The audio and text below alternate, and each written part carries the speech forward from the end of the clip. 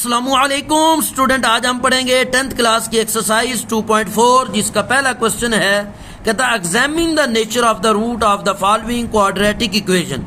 Quadratic equation दी हुई है, कहा कि इनकी आपने रूट की नेचर फाइंड करनी है, इनकी जो रूट्स आएंगी वो किस तरह की आएंगी। तो इसका आपने करना क्या है, डिस्क्रिमिनेंट लेना है। ठीक है जी, ये आपने फार्मूला पढ़ा हुआ है ना, क्वाड्रेटिक इक्वेशन का जो फार्मूला है -b प्लस -b का स्क्वायर अंडर रूट b का स्क्वायर -4ac और डिवाइडेड बाय 2a। तो आपने ये जो उसके अंदर है ना, अंडर रूट के अंदर सिर्फ वो उसकी वैल्यू फाइंड करनी है, ये जो डिस्क्रिमिनेंट है ये लेना है और उसके बाद आपने बता देना है कि इसकी रूट्स की नेचर कैसी है। बड़ा आसान है, 4 रूल दिए हुए हैं, अगर आप उनको ज़हन में रख लेते हैं तो आपके लिए रूट्स बताना बड़ी आसान हो जाएंगी। सबसे पहला तो ये है कि आपने डिस्क्रिमिनेंट लिया और जो आपका आंसर था वो पॉजिटिव आ गया, 0 से बड़ा आ गया। ठीक है ना, जिसकी तरफ मुंह खुला हो वो मतलब होता है बड़ा है, ग्रेटर है। तो ग्रेटर, अब 0 से ग्रेटर क्या होता है, पॉजिटिव तमाम नंबर 0 से बड़े हैं। मतलब अगर पॉजिटिव कोई नंबर आ गया, 9 आ गया, 16 आ गया, कुछ भी आ गया। ठीक है जी, तो पहली चीज क्या है कि वो 0 से बड़ा हो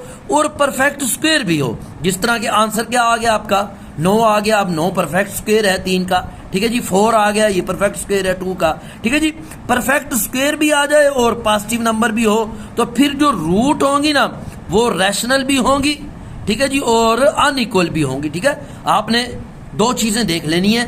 पहली चीज क्या है कि 0 से बड़ा है, यानी पॉजिटिव नंबर है। अगर पॉजिटिव नंबर है और परफेक्ट स्क्वायर है तो बस ये लफ्ज लिख दें कि ये रूट इसकी जो है वो रैशनल है और अनइक्वल है। ठीक है जी, दूसरी कंडीशन देख लें। आपने देखा आंसर जो आया है वो है तो पॉजिटिव नंबर। ठीक है जी, मतलब ऐसे समझ लें 3 आ गया, 5 आ गया, 6 आ गया, 7 आ गया, लेकिन वो परफेक्ट स्क्वायर नहीं है। जिस तरह 7 है, 6 है, ये परफेक्ट स्क्वायर तो नहीं है।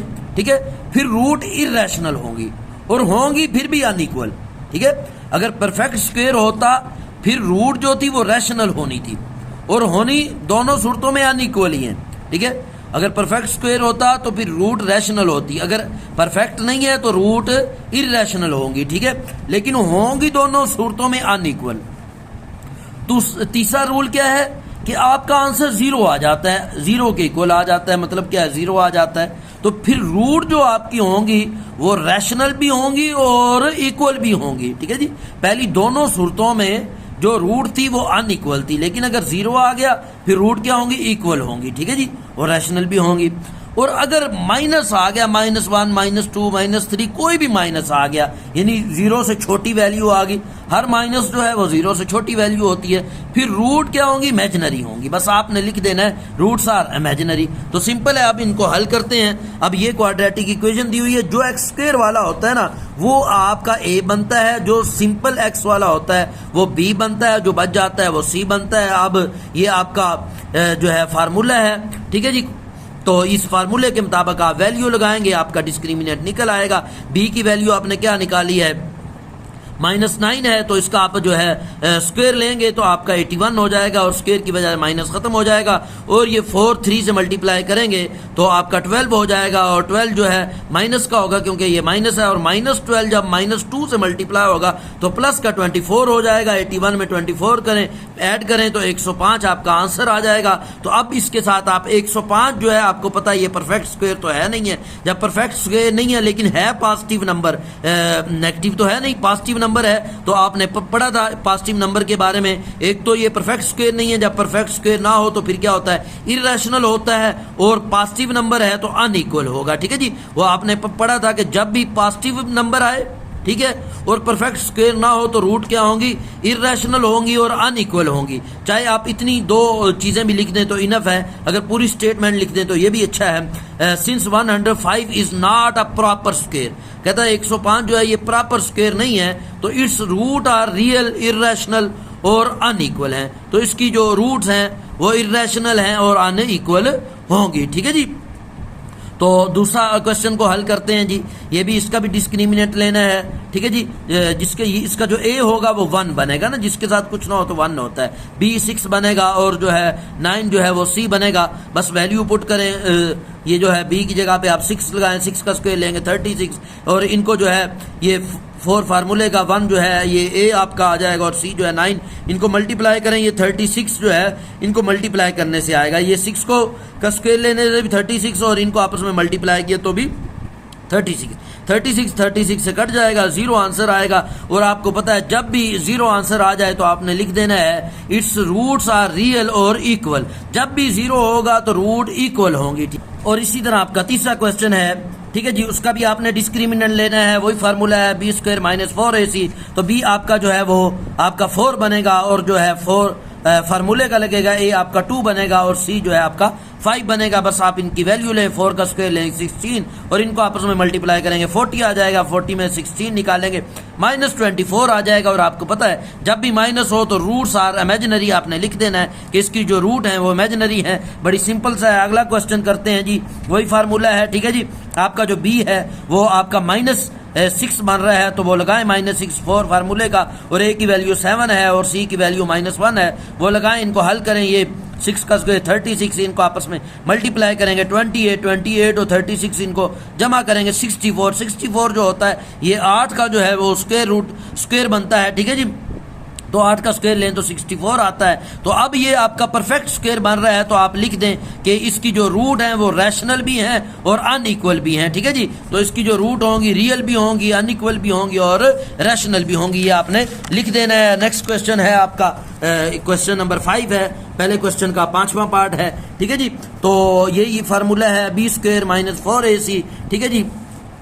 तो अब b की जो वैल्यू आपकी बन रही है वो -2 है और फार्मूले का है, a की वैल्यू 5 है और जो है c की वैल्यू आपकी क्या बन रही है 10 बन रही है।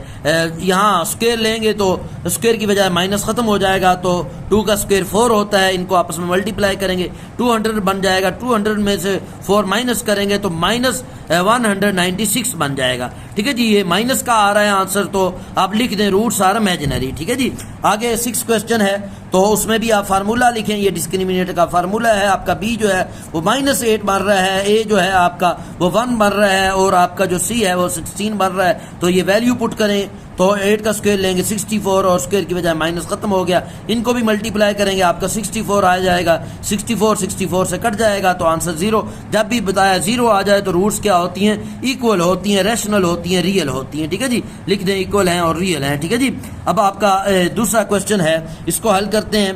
कहता for what value of t, t की आपने वैल्यू फाइंड करनी है। कहता for what value of t, t की कहता कौन सी वैल्यू होगी the root of the equation, ये जो इक्वेशन दी हुई है, कहता अगर इसकी जो रूट्स हैं वो रियल भी हो और अनइक्वल भी हो, ठीक है जी।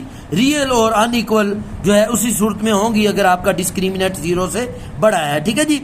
अगर आपकी जो ये रूट्स हैं वो इक्वल आ जाएं तो फिर क्या होगा, डिस्क्रिमिनेंट 0 होगा। बस आपने यहाँ पर ये आगे भी 2-3 सवाल हैं, इनमें आपने बस 2 चीज़ें ज़हन में रखनी है कि अगर तो वो कह दे इक्वल कह दे तो फिर आपने यहाँ पर इक्वल लगा के 0 लगा देना है डिस्क्रिमिनेंट के आगे, ठीक है जी। अगर वो कह दे अनइक्वल तो ग्रेटर का साइन लगा देना है, ठीक है जी।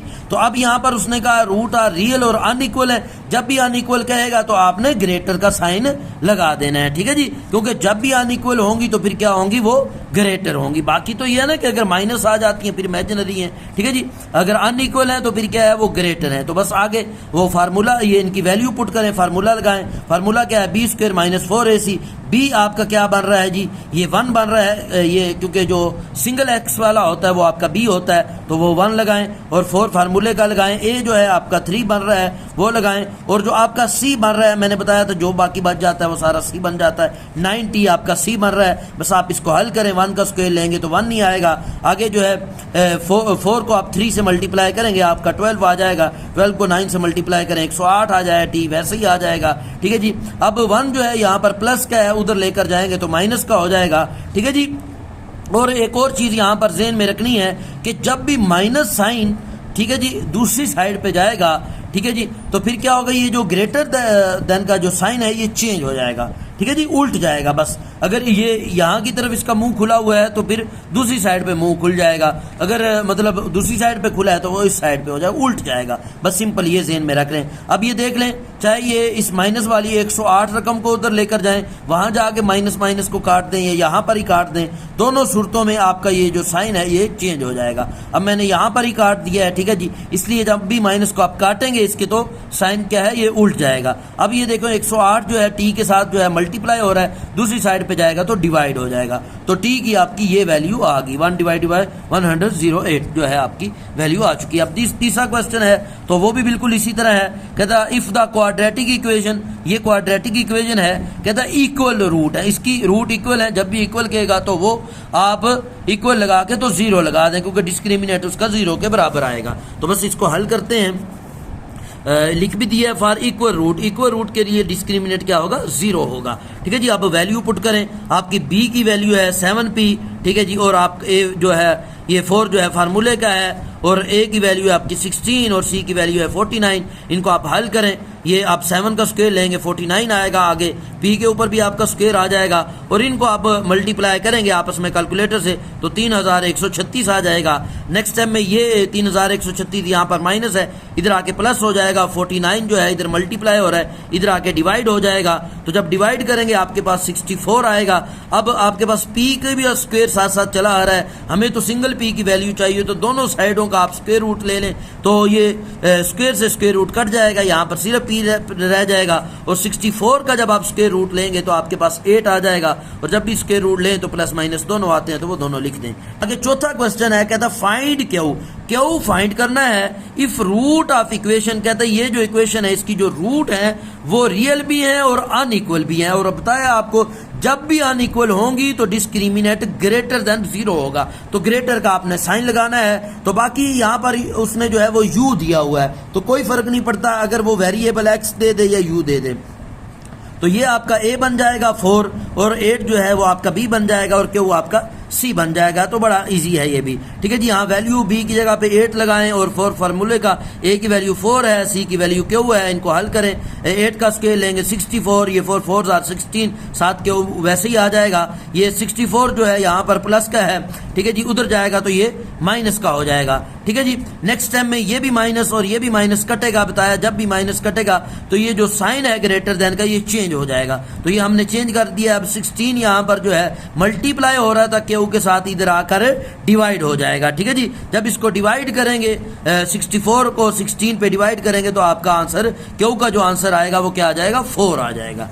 तो नेक्स्ट क्वेश्चन है क्वेश्चन नंबर 5, कहता find m if root of equation, कहता है ये जो इक्वेशन दी हुई है इसकी जो रूट है वो रियल है और इक्वल है, और जब भी बताया इक्वल होंगी तो आपने कहा डिस्क्रिमिनेट इक्वल टू 0 होगा। बस ठीक है, इसकी वैल्यू लगाएं। ये जो है m जो है आपका a बनेगा, और -8 b बनेगा, और 1 जो है आपका c बनेगा। तो इनकी वैल्यू लगाएं, b की जगह पे -8, और 4 फार्मूले का, m जो है a की वैल्यू, और 1 जो है c की वैल्यू। 8 का स्क्वायर लेंगे 64, और माइनस जो है स्क्वायर की बजाय खत्म हो जाएगा, और इनको आपस में मल्टीप्लाई करेंगे 4m आ जाएगा। 64 यहाँ पर प्लस का, इधर जाके माइनस का हो जाएगा, ठीक है जी, और माइनस माइनस आपस में कट जाएंगे, ठीक है जी। ये 4m के साथ मल्टीप्लाई हो रहा है, दूसरी साइड पे जाएगा तो ये डिवाइड हो जाएगा, तो m की वैल्यू 16 आ जाएगी। लिख दें जी m की वैल्यू 16 है।